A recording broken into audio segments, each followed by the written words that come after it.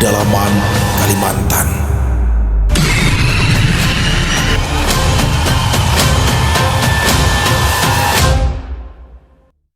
Assalamualaikum warahmatullahi wabarakatuh. Halo semuanya teman-teman, selamat malam. Selamat datang kembali di channel kesayangan kita, channel Ilo Bercerita. Dan masih bersama saya Ilo, dimanapun teman-teman berada. Semoga teman-teman selalu dalam keadaan sehat walafiat, tanpa kekurangan satu apapun, dan dimurahkan rezekinya. Amin amin ya robbal alamin. Doa terbaik ya untuk teman-teman semua. Dan pada kesempatan yang baik ini saya akan membawakan satu kisah dari penulis favorit kita semua, penulis asal Kalimantan Tengah, Om Ras. Wow. Dan dalam kisah kali ini, wah ini salah satu kisah favorit saya nih teman-teman nih. Kisah para pencari madu hutan di hutan pedalaman yang ada di Kalimantan Tengah. Dan kali ini akan mengisahkan tentang mereka yang dikejar-kejar oleh raung gantung. Jadi apa sih sebenarnya raung gantung itu? Jadi raung gantung itu teman-teman adalah sebuah peti mati. Jadi untuk masyarakat Dayak di Kalimantan Tengah, mereka yang beragama Hindu Keharingan apabila meninggal itu ditaruhnya di dalam peti. Nah petinya itu tidak dikubur di dalam tanah seperti biasanya, tapi dia ditaruh di ini tiang dua. Nah petinya itu di atasnya. Makanya disebut raung gantung, karena menggantung posisinya tidak terletak di tanah. Dan beberapa masyarakat Kalimantan ya, khususnya Kalimantan Tengah, karena kisah ini dari Kalimantan Tengah, itu mempercayai adanya raung gantung yang suka mengejar manusia dan memangsa manusia. Wow, kenapa bisa begitu? Ada beberapa sumber yang mengatakan bahwasanya raung gantung yang mengejar ini dan memangsa manusia adalah raung gantung yang mana sudah tidak diurus ya, sudah tidak terurus, dan dipercaya bahwa orang yang ada di dalam peti atau raung itu dulunya memiliki ilmu hitam. Waduh, ngeri banget ya, bagaimana sih kejar-kejar sama peti mati. Dan pastinya makin penasaran gimana sih kisahnya. Tapi sebelum kita masuk ke dalam kisahnya, buat teman-teman yang mungkin belum subscribe channel Ilo Bercerita, yuk bisa diklik dulu tombol subscribe. Jangan lupa lonceng notifikasinya juga dinyalakan agar teman-teman selalu mendapatkan notifikasi dari konten-konten yang akan kami upload selanjutnya. Dan untuk channel Ilo Bercerita kami upload setiap hari teman-teman ya. Setiap malam jam 9 malam waktu Indonesia bagian Barat. Oke, gak pakai berlama-lama lagi, kita langsung saja masuk ke dalam kisahnya. Kita berangkat ke Kalimantan Tengah. Malam itu, dari seberang sungai, terdengar tabuhan gong dan kangkanung yang berbunyi nyaring, menandakan kalau di seberang sungai sana sedang ada yang melakukan ritual balian. Ritual balian adalah ritual yang dilakukan untuk tujuan pengobatan non-medis bagi kebanyakan masyarakat Dayak di Kalimantan Tengah. Aduh, tidak bisa pergi kalau sudah begini ini, kata Hazrul pada istrinya yang saat itu sedang menyisir rambut anak mereka. Jangan dipaksa berangkat, lebih baik tidur. Besok saja ya, kita pergi memancing bersama-sama ke hulu, kata istrinya. Ya sudahlah, kalau memang perintah bos seperti itu, lebih baik tidur saja malam ini, ujar Hazrul tersenyum. Lalu ia segera merebahkan tubuhnya di atas kasur. Baru saja ia memejamkan mata, tiba-tiba saja lanting atau rumah apung yang mereka tinggali itu terasa bergoyang-goyang, seperti ada sesuatu yang baru saja melompat ke lanting tersebut. Hazrul yang belum benar-benar terlelap itu langsung membuka mata. Dia melihat istrinya dan sang anak juga tampak terkejut dengan wajah yang tegang. Sebab bagi mereka yang sudah cukup lama tinggal di desa tersebut, bukan hal baru lagi jika ada hal-hal aneh yang terjadi saat ritual balian sedang berlangsung seperti itu. Hazrul menempelkan jari telunjuknya di bibir sebagai isyarat agar anak dan sang istri diam tak bersuara. Suasana seketika hening. Hanya suara tabuhan alat musik tradisional yang mengiringi ritual balian dari seberang sungai yang masih terdengar, serta lanting yang juga masih bergoyang-goyang, menandakan bahwa sesuatu di luar lanting tersebut masih ada dan belum pergi benar. Hazrul perlahan bangkit dari kasurnya, lalu meraih senter yang tergantung di dinding. Setelahnya, ia melangkah perlahan ke arah pintu sambil menyalakan senter dan mengarahkannya ke celah-celah papan dinding yang sedikit renggang. Cahaya senter itu menembus gelapnya malam dan memantul di permukaan air sungai yang tampak berkilau karena cahaya bulan.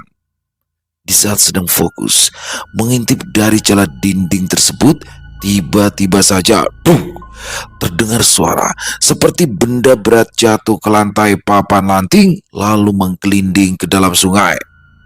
Hazrul terlonjak kaget. Seketika ia berbalik badan membelakangi celah dinding tempat ia mengintip tadi. Setelah detak jantungnya mulai sedikit mereda, ia kembali mengarahkan senternya ke sela-sela dinding ke arah sumber suara tadi. Namun yang terlihat hanyalah air yang bergelombang kecil serta sisa percikan yang membasahi lantai papan lanting. Sudah, jangan ditanggapi lagi. Biarkan saja, selagi tidak mengganggu sampai masuk ke dalam rumah, kata istrinya setengah berbisik. Hazrul mengangguk, lalu segera menjauh dari dinding, menurunkan senter di tangannya dan mematikannya. Suasana pun kembali hening. Hanya suara air sungai yang mengalir pelan di bawah lanting mereka, dan sesekali terdengar bunyi papan yang berderit ringan akibat lanting yang bergoyang-goyang oleh arus. Sudah, kita tidur saja, kata istrinya yang hanya Hazrul tanggapi dengan anggukan kepala. Keesokan harinya, matahari pagi perlahan menembus kabut tipis yang masih tersisa.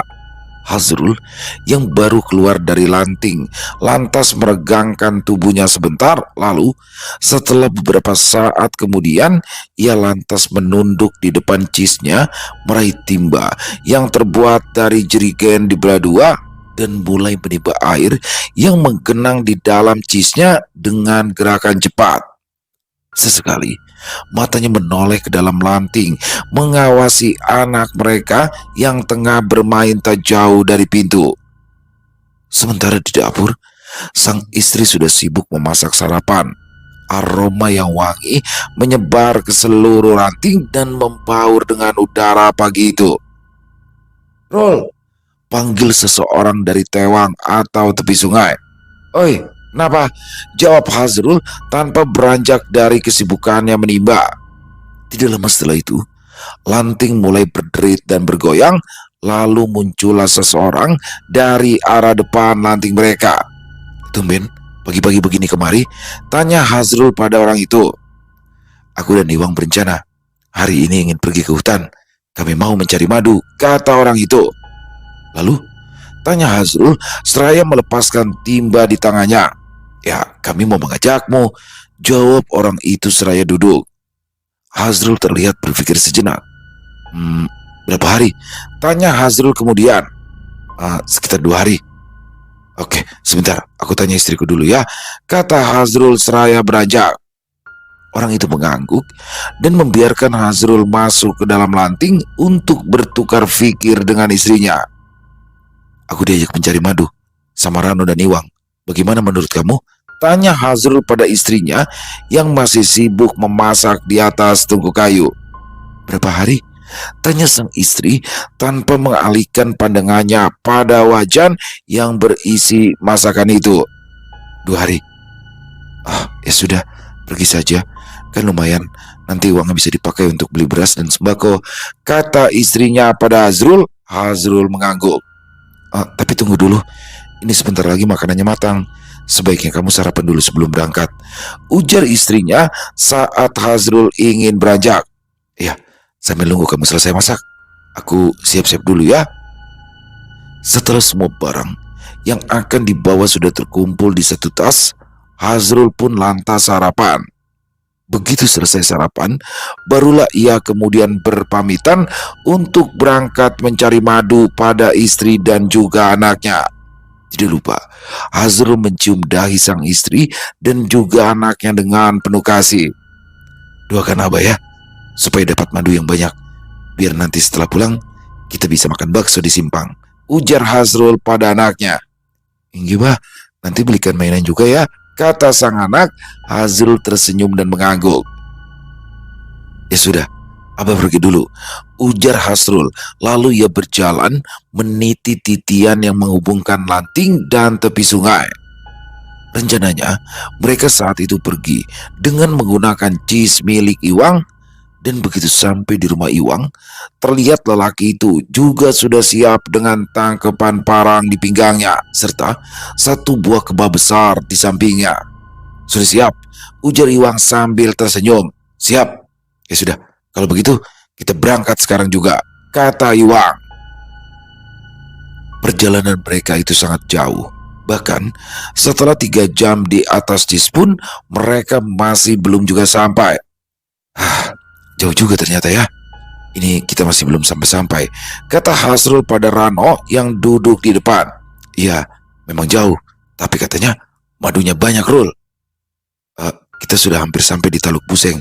Apa aman ini perjalanannya? Tanya Hasrul.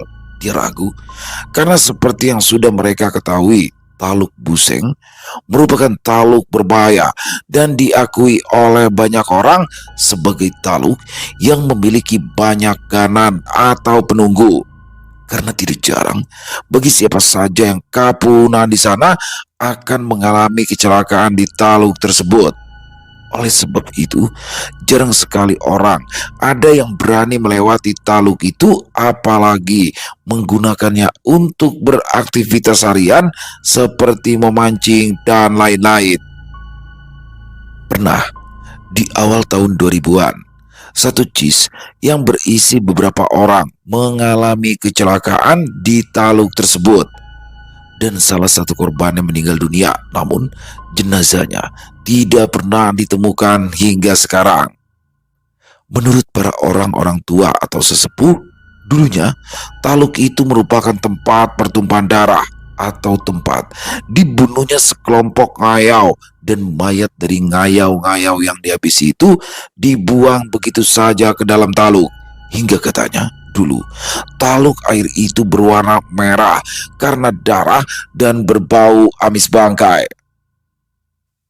Dan selain itu, ada juga yang mengatakan bahwa di dalam taluk tersebut ada sebuah liang buaya yang mengarah ke Sungai Barito, sehingga kalau sampai seseorang tenggelam dan tersedot ke dalam liang itu, maka kecil kemungkinan tubuhnya bisa keluar atau ditemukan.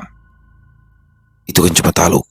Yang penting kita tetap jaga kata-kata dan harus selalu mengucapkan hal-hal yang sopan, jawab Rano. Hasrul terdiam. Entah kenapa, perasaannya tiba-tiba menjadi tak nyaman. Mungkin perasaan tak nyaman itu muncul dikarenakan rasa takut dengan cerita-cerita yang beredar tentang Taluk Buseng tersebut. 1 jam setelah melewati Taluk Buseng, jis yang membawa mereka itu pun akhirnya mulai memasuki anak sungai kecil dengan lebar 1,5 meter. Air dari sungai kecil itu sangatlah jernih, sampai-sampai membuat bagian dasarnya terlihat dengan sangat jelas. Hasrul mengulurkan tangannya ke dalam air, merasakan sensasi sejuk dan menyegarkan dari air sungai yang jernih tersebut. Sekitar 20 menit, jis melaju di atas air sungai kecil itu. Iwang tiba-tiba memperlambat laju jisnya. Bukan tanpa alasan, karena terjauh di depan mereka terlihat sebuah pohon tumbang yang menghalangi sungai sehingga sulit untuk dilewati oleh jis. Wah, kalau kita teruskan pakai jis, maka kita harus memotong kayu itu, dan itu artinya kita akan banyak membuang waktu. Jadi sebaiknya dari sini kita teruskan saja dengan berjalan kaki. Bagaimana? Kalian setuju? Ujar Iwang sambil menatap air yang berkilau terkena cahaya matahari yang menembus celah pepohonan di atas mereka. Rano dan Hasrul mengangguk, lalu tanpa banyak basa-basi mereka pun lantas mendayung ke tepi sungai. Setelah tiba di tepi, Rano langsung melompat ke tanah untuk mengikat tali jis pada salah satu pohon yang ada di sana. Cari tempat aman, no. Kita sembunyikan mesinnya di sekitaran sini saja, perintah Iwang. Rano mengangguk dan langsung mencari tempat untuk menyembunyikan mesin jis. Ya, walaupun sebenarnya kemungkinan ada orang yang masuk area itu kecil, Tapi mereka tetap harus waspada untuk mencegah hal-hal yang tidak diinginkan terjadi. Setelah memastikan mesin Cheese aman dan badan Cheese tidak akan tenggelam ataupun hanyut semisal air sungai meluap, mereka bertiga pun kemudian kembali melanjutkan perjalanan dengan berjalan kaki. Jalan setapak yang mereka lalui terlihat seperti jarang digunakan oleh manusia. Rumput-rumput tinggi dan semak belukar menutupi sebagian besar jalur, membuat langkah mereka melambat. Suara serangga hutan terdengar bersautan di sela desir angin yang menerobos celah pepohonan. Udara di situ lembab dan aroma tanah bercampur dengan bau dedaunan menusuk hidung mereka. Jalan ini sepertinya belum pernah dilewati orang, Wang. Tahu dari mana kalian di sini ada madu? Ujar Hasrul pelan sambil menyingkirkan ranting yang menutupi wajahnya. Aku pernah ke sini waktu mencari rotan beberapa bulan yang lalu. Sudah, kalian tenang saja. Kita pasti akan pulang dengan membawa hasil yang banyak. Ujar Iwang yang berjalan paling depan. Ya Rul, dan kamu harus ingat, kita tidak boleh pulang sebelum mendapatkan madu sebanyak-banyaknya. Ujar Rano. Janjinya kan cuma 2 hari, ujar Hasrul dengan alis berkerut. Ya itu kalau kita dapat banyak madunya dalam waktu singkat itu. Hah, kalian sudah menipu aku ya? Tanya Hasrul tak terima. Tidak ada istilah mencari madu hanya 2 hari, Rul. Terlebih lagi di hutan seperti ini. Lain cerita kalau itu madu budidaya yang tinggal dipanen saja, jawab Iwang. Hasrul menghentikan langkahnya. Ia mendadak malas ikut bersama kedua temannya karena bagaimanapun ia merasa jika teman-temannya itu sudah membohongi dirinya. Sudah Rul, ikut saja, kan hasilnya lumayan. Apalagi sekarang ini sulit mencari uang, pekerjaan langka, sementara dapur harus selalu berasap, ujar Rano.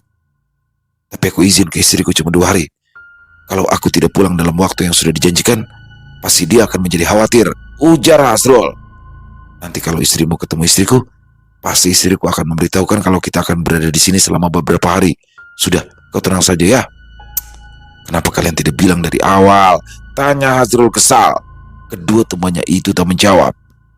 Maaf Rul, aku tidak bermaksud menipumu, ujar Rano kemudian. Hasrul menghela nafas panjang. Setelah ia pikir-pikir, pulang pun tidak mungkin. Jadi, mau tak mau ia pun terpaksa ikut saja bersama kedua temannya itu. Tenang saja Rul, nanti kalau sudah sampai di lokasi, kamu akan lihat sendiri. Capeknya, lelahnya itu akan terbayar tuntas, kata Iwang sambil tersenyum berusaha mencairkan suasana. Hasrul mengangguk. Sekitar 3 jam berjalan kaki, akhirnya mereka bertiga sampai juga di lokasi di mana terlihat sebuah pohon besar dan tinggi yang di dalamnya terdapat sarang lebah hutan yang luar biasa besarnya. Hasrul tersenyum lebar sambil menengadah menatap sarang lebah madu tersebut. Gila, besar sekali, ujar Hasrul tanpa sadar. Oke, sekarang kita bagi tugas ya. Kalian berdua buat pondok untuk istirahat malam ini, dan aku sendiri akan berkeliling untuk mencari sarang lebah lagi ya, ujar Iwang. Rano dan Hasrul setuju. Mereka lantas mulai membersihkan area yang akan dibangun pondok untuk mereka beristirahat nanti malam. Rul, hati-hati, jangan terlalu dekat sama batang pohonnya. Kalau lebahnya merasa terganggu, mereka nanti bisa menyerang, kata Rano sambil menatap Hasrul. Iya, aku tahu. Tapi coba lihat sarangnya luar biasa, besar sekali. Kalau isinya itu penuh madu, kita pasti dapat banyak uang untuk bisa beli sembako dan kebutuhan lain, jawab Hasrul sambil tersenyum kagum. Sementara itu, Iwang sudah berjalan menjauh untuk menelusuri area sekitar. Langkahnya mantap, seolah sudah hafal seluk-beluk hutan itu. Menjelang petang, pondok mereka hampir selesai. Rano duduk di tanah, mengelap keringat di dahinya sambil berkata, tinggal dinding sebelah sini, aku istirahat dulu ya, ujarnya. Hasrul mengangguk, lalu ia duduk di sampingnya.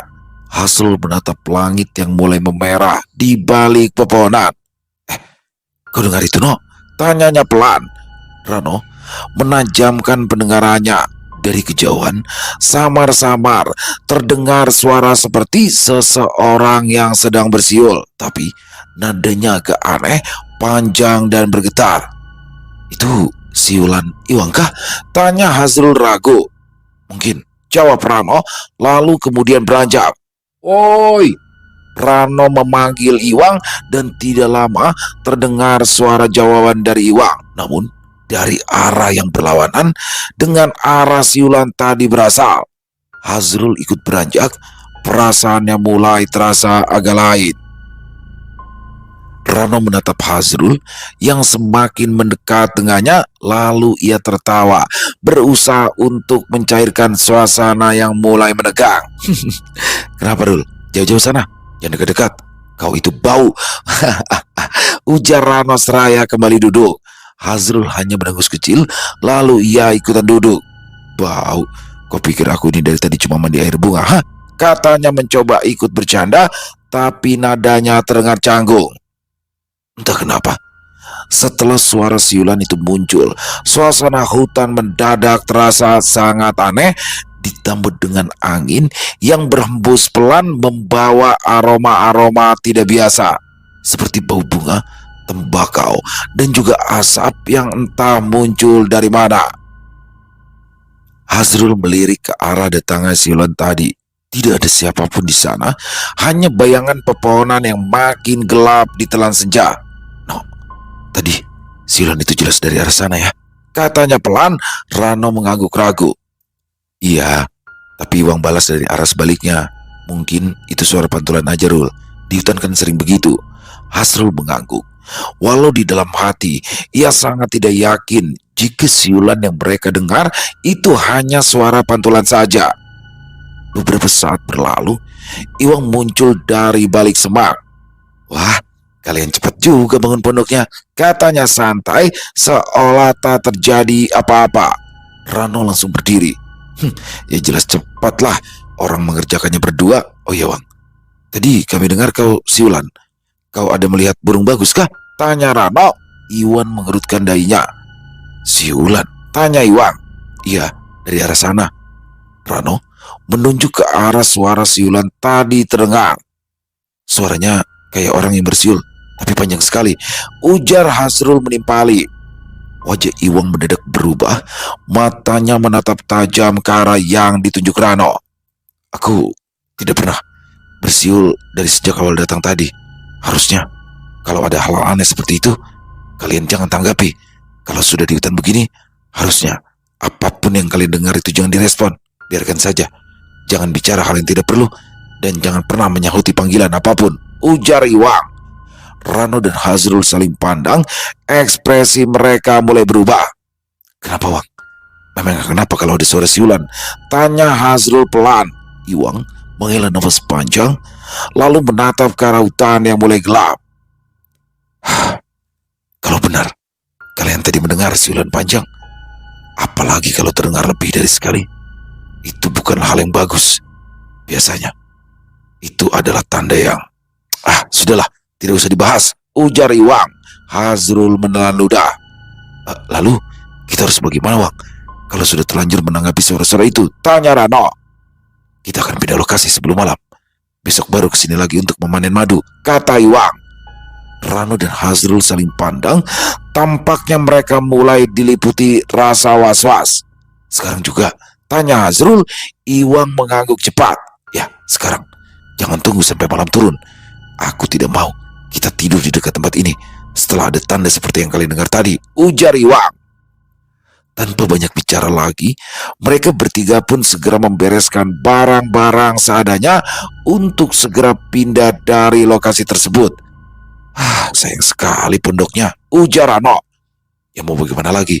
Kalau tetap di sini, aku takut kita tidak akan sanggup," ujar Iwang seraya berjalan lebih dulu. Sekitar setengah jam berjalan, mereka menemukan tempat yang agak terbuka di antara pepohonan besar. Iwang menunjuk ke sebuah batu besar yang ditumbuhi lumut tebal. "Nah, kita bermalam di sini saja. Anginnya tidak terlalu kencang dan tanahnya juga kering. Jadi tidak perlu pondok yang terlalu nahap," kata Iwang. Hazrul dan Rano mengangguk pelan, kelelahan terlihat jelas di wajah mereka.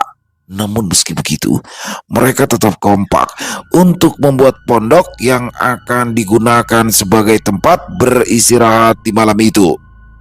Dan tidak butuh waktu lama, pondok sederhana yang hanya berlantai tanah dan beratap daun tanpa dinding itu pun akhirnya selesai dibuat. Setelah pondok selesai dibuat, Iwang lalu mengumpulkan beberapa batang kayu kering dan lantas menyalakan api unggun tak jauh dari tempat mereka akan beristirahat. Terlihat saat itu, Hazrul sedang meletakkan karung dan kupa kayu sebagai alas tidur bagi mereka bertiga. "Wang," kata Rano pelan, "sebenarnya apa yang kau takutkan tadi, Wang?" Lanjut Rano.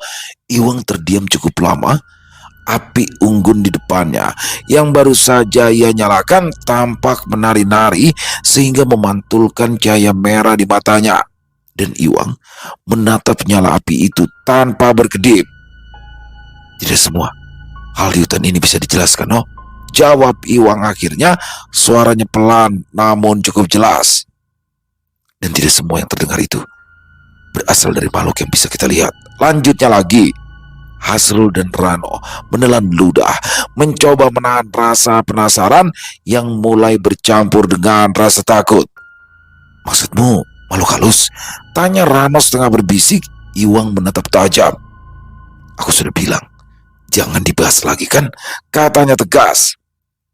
"Sudahlah, kita di sini cuma menumpang dan mencari rezeki di sini, bukan untuk cari masalah," ujar Iwang melanjutkan kalimatnya. Tak lama kemudian, Iwang berdiri dan meraih parang yang disandarkan di batang pohon. Ia memastikan ujungnya masih tajam, lalu menancapkannya ke tanah di dekat tempat tidurnya. "Kalau nanti malam ada yang memanggil atau bersiul lagi, jangan pernah disauti. Jangan lihat ke arah suara itu. Tutup saja telinga kalian dan diam," kata Iwang pelan tanpa menoleh. Rano mencoba tertawa kecil untuk mencairkan suasana, tapi suaranya terdengar kaku. Wang, kau ini bisa saja bikin suasananya makin seram." Iwang tidak menjawab. Ia hanya menambahkan kayu ke dalam api, membuat nyalanya membesar sesaat. "Tidurlah kalian duluan. Aku yang akan berjaga sampai tengah malam," ujar Iwang singkat.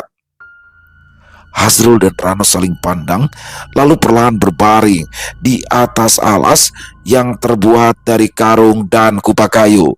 Tak ada lagi yang berbicara malam itu. Namun, di antara hembusan angin dan suara serangga malam, terdengar siulan panjang dari segala arah, seolah mengelilingi area pondok sederhana yang mereka gunakan untuk beristirahat saat itu. Suara siulan itu terdengar lembut, tapi sangat jelas dan mampu membuat mereka merinding. Dan kali ini, tidak satupun dari mereka yang berani membuka mata. Rano menahan nafas. Di bawah sarung yang menutupi wajahnya, dia merasa ada hawa dingin yang merayap dari ujung kaki naik ke tengkuk. Sementara di sampingnya, Hazrul menggenggam kuat ujung bajunya sendiri, berusaha keras agar tidak menoleh. Cukup lama mereka dipaksa mendengarkan suara siulan tersebut hingga akhirnya siulan itu berhenti, hening total. Yang terdengar hanya suara api yang sesekali mengeluarkan suara letupan-letupan kecil.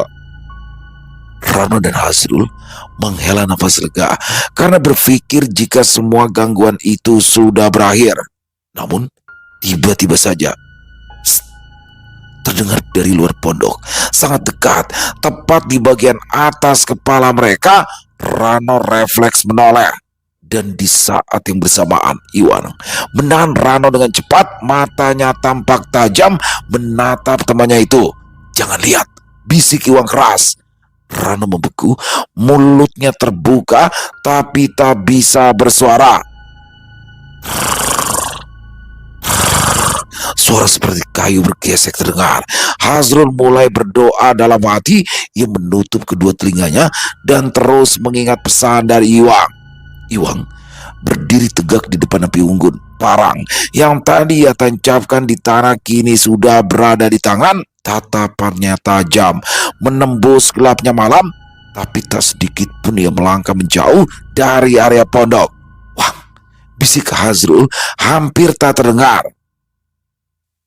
Iwang tidak menjawab. Ia hanya mengangkat tangannya perlahan, memberi isyarat agar kedua temannya itu diam total. Beberapa detik kemudian, terdengar langkah pelan, sangat pelan, mengitari pondok. Daun-daun kering yang terinjak mengeluarkan bunyi kresek, kresek, diselingi suara nafas panjang yang terdengar berat. Api unggun meredup seketika, padahal tak ada angin. Rano menutup mulutnya dengan tangan, tubuhnya semakin gemetar. Tiba-tiba saja, suara itu berhenti tepat di belakang mereka. Hening. Lalu, kresek, kresek. Terdengar suara langkah mundur dan perlahan menjauh.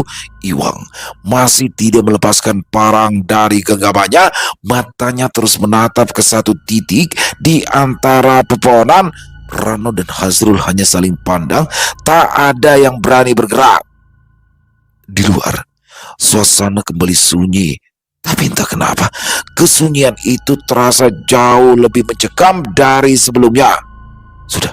Sudah aman, kata Iwang pelan, hampir seperti berbisik, tapi nada suaranya tidak terdengar yakin dengan apa yang baru saja ia katakan. Itu apa tadi, Wang? Tanya Rano dengan suara bergetar. Aku tidak tahu. Yang jelas itu bukan manusia, jawabnya singkat. Aku tadi mendengar seperti ada yang menyeret sesuatu, kata Hazrul pelan. Iwang menoleh cepat. Jangan dibahas. Semakin kau pikirkan, semakin dia tahu kalau aku takut, ujarnya tegas. Rano menelan ludah. Kau bicara seolah kau pernah melihatnya, ujar Rano.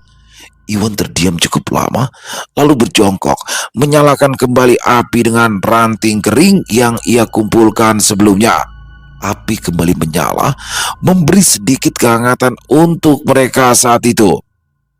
Kalian ini mau tidur atau tidak? Kalau tidak, lebih baik kalian berjaga, karena aku ingin tidur, ujar Iwang.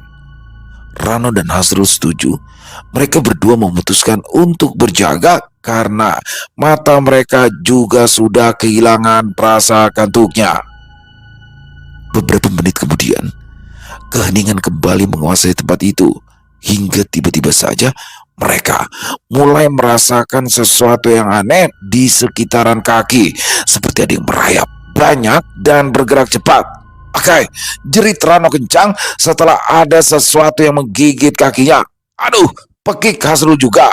Mereka berdua tampak heboh, menghentak-hentakan kaki ke tanah seraya menjauh dari area pondok. Kayak mana? Seru Rano setelah ia berhasil menyalakan senternya. Hazrul terperanjat.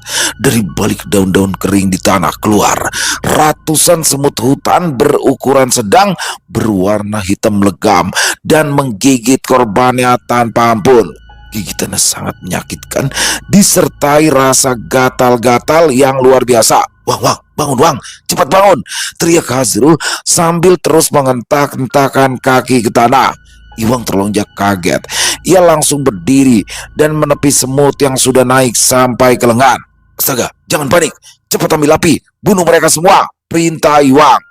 Iwang sendiri dengan cepat mengambil ranting panjang, menyalakan ujungnya di api unggun, lalu mengibaskan nyala api ke arah kumpulan semut yang terus merayap ingin mendekati mereka. Api menyala terang dan cahayanya menari-nari di antara batang pepohonan. Cepat, jauhkan semua barang dari sini, seru Iwang tegas. Mereka tertarik dengan bau makanan. Lanjutnya lagi. Rano dan Hazrul panik. Mereka berlari-lari kecil sambil menghentak-hentakan kaki mereka ke tanah agar semut-semut itu tidak bisa menggigit mereka lagi. Lalu Hazrul menendang kantong berisi bekal ke arah api, berharap semut-semut itu berpindah ke sana. Namun serangan semut malah semakin menggila. Ratusan, bahkan ribuan ekor keluar dari segala arah, termasuk dari akar pohon di sekitaran mereka. Ya Tuhan, banyak sekali, seru Hazrul sambil mengibas-ngibaskan tangannya. salah satu semut menggigit lengannya hingga kulitnya langsung membengkak. Aduh, sakit sekali, teriaknya hampir menangis. Akai, bangsat, sakit, ah! Tanpa sadar, Rano mengumpat dengan sangat kasar pada semut-semut itu. Dan anehnya, semut-semut itu seakan mengerti. Lalu berbondong-bondong, mereka mendekat dan berusaha menyerang Rano. Iwang yang melihat situasi semakin berbahaya segera menyalakan daun-daun kering dengan sedikit minyak dari botol kecil yang ia bawa. Asap tebal mengepul menyebar ke seluruh area sekitar pondok.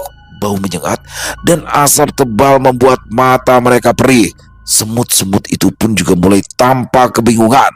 Mereka mundur, Wang, mereka mundur, ujar Hasrul Rega. Teruskan bakarnya, arahkan asap ke tanah, perintah Iwang.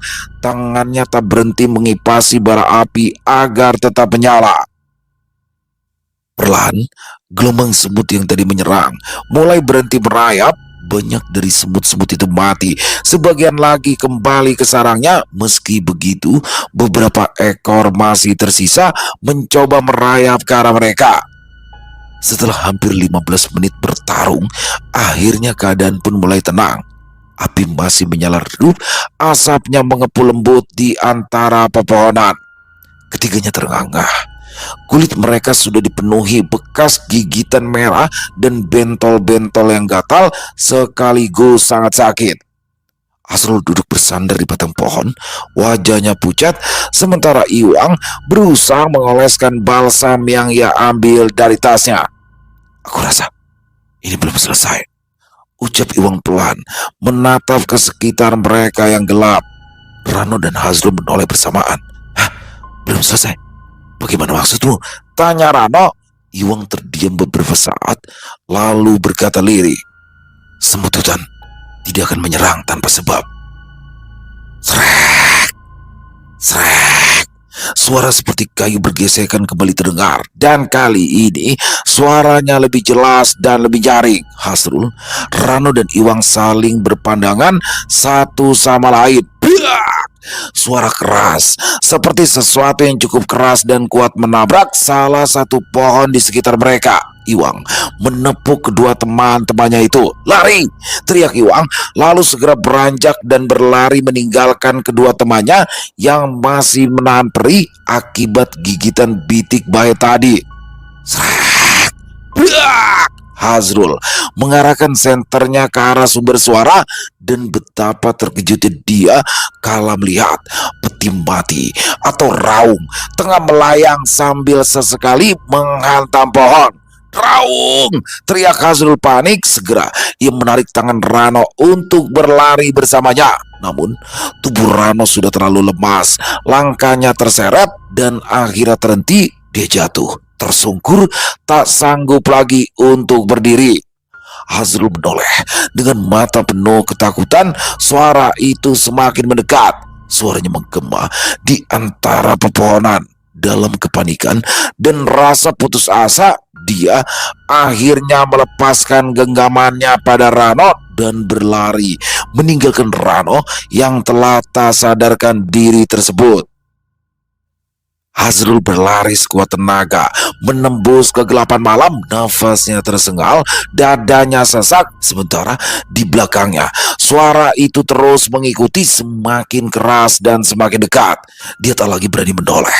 Hanya suara langkahnya sendiri dan suara detak jantungnya yang terdengar. Hingga akhirnya, Wang! Teriak Hasrul begitu melihat sosok Iwang di balik batang pohon besar. Namun sebelum ia sempat mendekat, dari arah belakang suara berat seperti sesuatu yang jatuh menghantam tanah terdengar sangat keras. Dan bersama dengan itu, tanah tempat mereka berpijak terasa bergetar, disusul hembusan angin dingin yang membuat seluruh tubuhnya menggigil. Iwang menatap ke arah suara itu, matanya menyipit. Lalu dengan cepat ia menarik Hasrul agar bersembunyi bersamanya. Wang, itu Raung, Wang, bisik Hasrul nyaris saat terdengar. Ya, aku tahu, jawab Iwang pelan. Mereka berdua lalu mengintip dan terlihatlah Raung itu kini benar-benar jelas di bawah cahaya bulan yang samar-samar. Peti kayu panjang yang melayang-layang, ayunannya pelan seperti digerakkan oleh tali yang tak terlihat. Dari sela papan yang retak itu menetes cairan hitam kental, dan setiap tetesannya menimbulkan suara mengerikan di tanah. Hasrul menutup mulutnya rapat-rapat, menahan nafas agar tidak mengeluarkan suara sedikit pun. Matanya membulat, menatap ke arah peti mati yang kini berhenti melayang seolah sedang mencari sesuatu. Cahaya bulan menembus celah dedaunan, menimpa sisi peti itu, memperlihatkan ukiran di permukaannya. Iwang menatap tajam, mencoba mengatur nafasnya yang memburu, tapi belum sempat ia menarik nafasnya, raung itu bergerak tiba-tiba lalu berputar ke arah mereka. Brak! Sebuah ranting besar patah, dihantam oleh raung itu. Daun-daun berterbangan. Iwang segera menunduk dan menekan kepala Hasrul agar bertiarap di tanah. "Jangan bergerak," bisiknya nyaris tanpa suara. Hasrul kaku, ia tak berani bergerak sedikit pun. Setelah beberapa saat, suasana pun kembali tenang. Dan saat mereka memperhatikan ke sekeliling, raung yang mengejar-ngejar mereka tadi sudah menghilang. "Rano di mana?" tanya Iwang. "Dia pingsan. Aku tidak bisa membawanya," jawab Hasrul. "Sial," umpat Iwang. "Kenapa?" tanya Hasrul. "Rano dalam bahaya. Tapi kita pun juga sama, Rul," ujar Iwang kesal. "Lalu apa yang harus kita lakukan sekarang, Wang?" tanya Hasrul. "Kita coba keluar dari hutan ini dulu. Besok pagi baru kita cari Rano." Hasrul terdiam. Apa yang dikatakan Iwang sangat bertentangan dengan apa yang ia rasakan. "Wang, katamu Rano dalam bahaya. Menurutku, bagaimana kalau kita jemput Rano sekarang dan kita bawa dia keluar dari hutan ini bersama-sama?" kata Hasrul. Iwang menggeleng. "Itu terlalu beresiko untuk kita. Sejujurnya, aku tidak yakin saat ini Rano masih selamat. Karena bagaimanapun kamu lihat sendiri kan, seperti apa raung itu menghantam pohon tadi," ujar Iwang. "Kalau begitu, kau duluan saja, Wang. Biar aku yang jemput Rano. Kita berangkat bertiga. Jadi pulang pun harus bertiga," ujar Hasrul. Iwang menatap tajam Hasrul, dan sorot matanya tampak penuh pertimbangan. Rasa cemas dan rasa marah bercampur di wajahnya. Sesaat ia terdiam, menimbang keputusan yang akan diambil, dan bisa saja keputusan itu berakibat fatal untuknya ataupun untuk mereka semua. "Rul, aku paham maksudmu. Tapi kalau kita bersama-sama menyebut Rano yang belum tentu saat ini dia masih hidup atau sudah mati, aku tahu jika raung itu bisa tahu dan mengejar kita semua sekaligus. Aku tidak ingin kehilangan teman lagi, Rul," ujar Iwang pelan tapi tegas. Hasrul berduduk, menelan ludah. Dia tahu apa yang dikatakan Iwang itu benar, tapi naluri Hasrul mengatakan jika Rano tak boleh dibiarkan begitu saja. "Wang, dia teman kita, Wang. Aku benar-benar tidak bisa meninggalkan dia lagi," kata Hasrul. "Kalau begitu, aku tunggu kau di sini. Kau cari Rano sebentar. Tapi hati-hati, Rul. Jangan sampai terjadi sesuatu pada dirimu sendiri," kata Iwang akhirnya. Suaranya serak tapi mantap. Hasrul mengangguk. Lalu dengan berhati-hati dan hanya dengan mengandalkan cahaya bulan saja, Hasrul berjalan pelan mencari keberadaan Rano. Untungnya raung tadi sudah tidak ada, dan Hasrul bisa bernafas lega untuk sejenak meskipun otot-otot di tubuhnya masih menegang. Suasana hening di sekitarnya terasa begitu mencekam. Namun tak lama kemudian pandangannya tertumbuk pada sesuatu yang terbaring di atas tanah, sesosok tubuh yang tergolek lemah. "Rano," bisik Hasrul. Hatinya berdebar kencang. Dia berlari mendekat, dan setelah dekat ia lantas menepuk bahu temannya itu dengan lembut. Untungnya Rano masih hidup, dan perlahan-lahan Rano membuka matanya.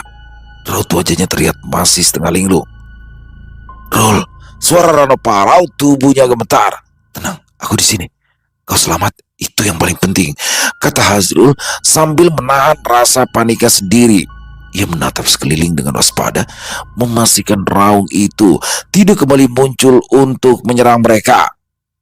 Rano mengerang pelan, mencoba untuk duduk, tapi tubuhnya terlalu lemah. Hazrul segera mengangkatnya ke punggung, membiarkan Rano berada di gendongannya, lalu kembali melangkah menuju ke tempat Iwang bersembunyi dengan hati-hati.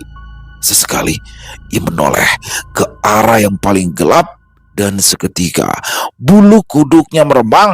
Suasana saat itu benar-benar sunyi, bahkan suara hewan malam tak terdengar sama sekali. Hasrul melangkah perlahan. Ia langsung menahan nafas. Setiap kali kakinya menyentuh ranting kering yang rapuh, Iwang sudah menunggu di tempat persembunyiannya. Wajahnya pucat, tapi matanya menyiratkan kelegaan saat melihat Rano selamat. "Kau baik-baik saja, Rul?" "No," tanya Iwang, suaranya bergetar. Hasrul mengangguk. "Kita harus tetap terjaga sampai fajar tiba, karena raung itu mungkin saja masih mengintai kita," ucap Hasrul pelan. "Ya, kau benar," kata Iwang.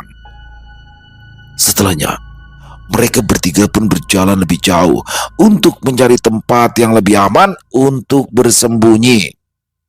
Dan untung saja mereka berhasil menemukan sebuah kayu besar yang sudah tumbang dan memiliki lubang yang cukup aman untuk beristirahat. Mereka duduk bersisian, menunggu malam berlalu. Angin dingin sesekali menyapu wajah mereka, namun suara binatang-binatang hutan tetap hening. Seiring berjalannya waktu, malam pun kini telah berganti pagi. Cahaya lembut mentari mulai menembus celah-celah pepohonan. Perlahan, hutan yang semalam terasa mengerikan kini tampak lebih ramah dengan warna hijau yang menyegarkan mata. Hazrul menghela nafas lega. "Kita berhasil melewatinya. Dan sekarang, ayo, kita harus kembali ke pondok. Kita masih harus panen madu. Lalu setelahnya, barulah kita pulang," ujar Hazrul pada kedua temannya itu. Rano kini juga terlihat lebih baik dibanding semalam, meski suhu tubuhnya masih tinggi. Mereka bertiga pun beraktivitas seperti kejadian semalam tak pernah ada. Iwang dan Hazrul memanen madu, sedangkan Rano menunggu di pondok sambil rebahan. Di saat sedang asik-asik rebahan, tiba-tiba Rano teringat dengan bitik bahe atau semut hitam semalam. Dan saat diperhatikan di tanah, ternyata semut-semut itu sudah tidak ada sama sekali. Padahal jelas-jelas semalam dia melihat bangkai ribuan semut itu berserakan di atas tanah dan dedaunan. Tapi sekarang satu ekor pun sudah tidak terlihat lagi. Berarti benar apa kata orang-orang tua di desanya, kalau bitik bahe atau semut di hutan seperti itu merupakan jelmaan makhluk halus.